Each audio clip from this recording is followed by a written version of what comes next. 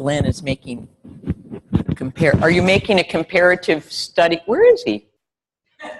Oh, you're just getting more and more hidden. You're really behind the pole now. Yeah. Go in the bathroom and do the lessons. I am. Then if I decide to come over on the right side of the room, I won't see you. You'll be doing the lesson in the bathroom.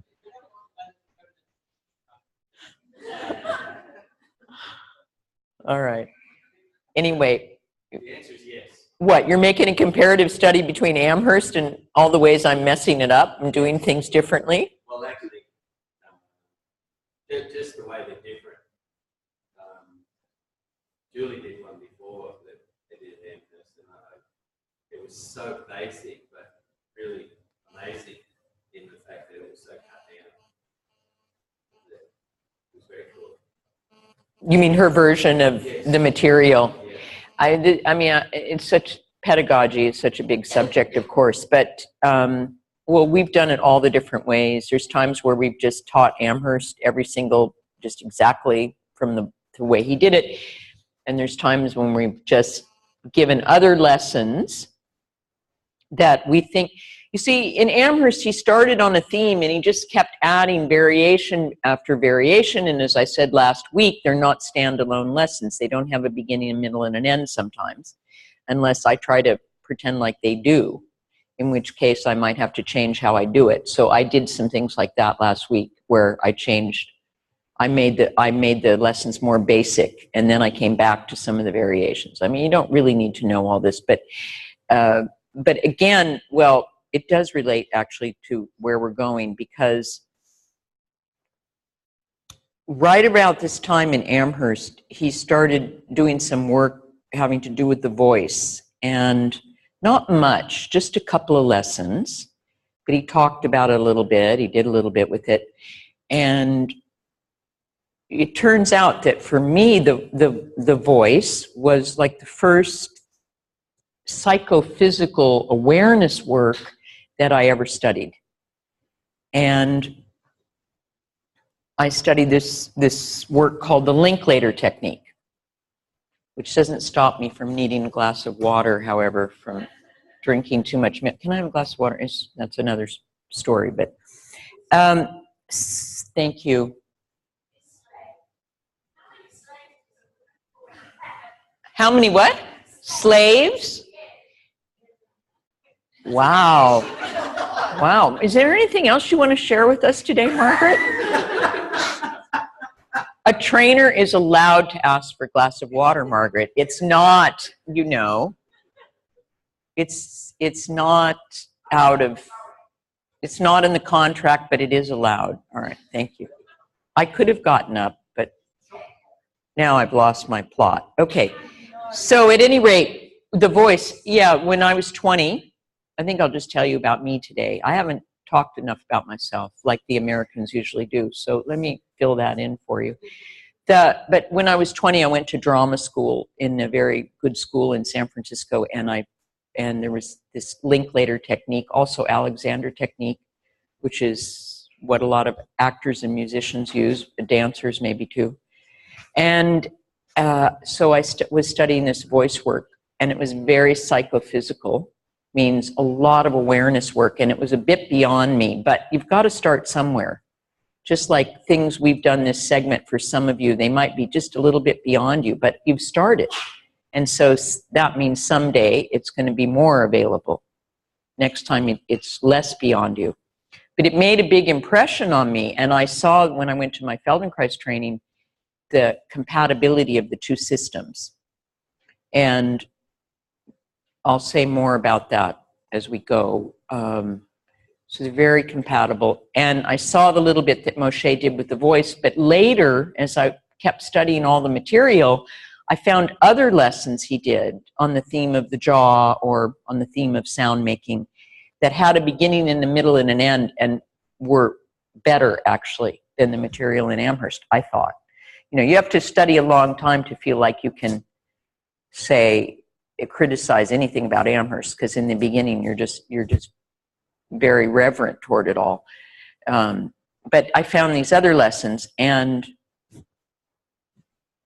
then I put together a whole series on the theme of the voice, which is called Voice, Breath, and Posture.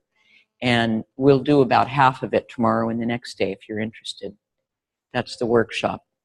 So, but this lesson that we're going to start today, and I know some of you held your breath when I said that because you're not interested.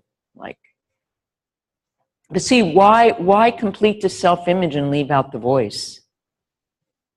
Leave out the mouth, leave out the teeth, leave out the tongue. You see, you think you can get by just lying quietly on the floor and never talking to anybody again or expressing yourself, but isn't the voice is a very unexplored part of our self-image unless we've trained it, for most people, or unless you just grew up in a loudmouth kind of family like I did, where people talk loud, so I felt like I was allowed to talk loud, you know. But other people, I've met certain people that grew up, and in the old days, children should be seen and not heard, and all kinds of, you know, conditioning around that. So this is what we're going to start with this morning is a lesson that Moshe taught in the Esalen workshop, and either Julie or I or both of us will say more about that. But I'll say a little bit now. The Esalen workshop, or is it sometimes called Stransky, because it was Stransky who took the notes for it. So she took notes on the lessons which were published already, I don't know, 30 years ago. They were published 30 years ago or more. The actual recordings of him teaching the lessons are just now being published in the end of 2015. So I've actually never heard this audio that we're going to hear. I've been teaching from the notes, and so we'll have Moshe do it, and it'll be, you know, another first thing happening in Australia, and we might be the first training in the world to hear one of these. I don't know, whatever. But that was a workshop he gave in 1970, is it 1976? Somewhere like that. And 76, 77, I think it was probably 76. It was a month-long workshop in which the participants were all somatic practitioners of some form or another. So you had a Traeger person. You don't hear much about Traeger anymore, but you had a Traeger person, you had some Rolfers, you had some Alexander teachers, you had Thomas Hanna, who was, I don't know what Thomas Hanna was, a somatic philosopher. I don't know if he had an actual movement system or not. And Thomas Hanna then was the one that actually brought Moshe back to the United States to do the first United States professional training, San Francisco 1, that training is called. And so these were people that already they knew their muscles, they knew what else? I don't know how much they knew about the nervous system or skeleton, but I think they did. You know, they'd studied, quote, the body, and they'd studied the body-mind. And so he tends to, the lessons have a lot in them. And sometimes there's so much you think, well, you're going to decide. I mean, some of these lessons you'll teach to the public and some of them maybe not. But he's preaching to the converted. He's putting a lot into it, a lot of stuff into the lessons. And at the same time, at the end of the month, he certified these people he granted them permission to teach awareness through movement. So somehow, which someone told me later he regretted, but whatever. I mean, you know, he didn't know he didn't know where things were going.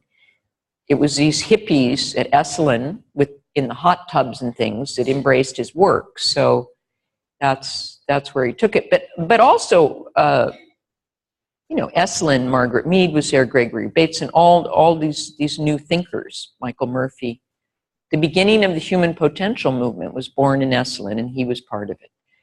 So that's where it all began. And but somehow, if you someday, if you're serious about the work, I would encourage you to go through the whole of the Esalen. You can get the transcripts, everything now. You can download the audio, you can buy the audio, you can get the transcripts, and if you think that that constituted, that it was more or less, how to say it, covering the fundamental aspects of his method at that time, the basic and also details. So they're very, very interesting lessons. Okay, so without further fanfare, let's hear what Moshe's up to with this.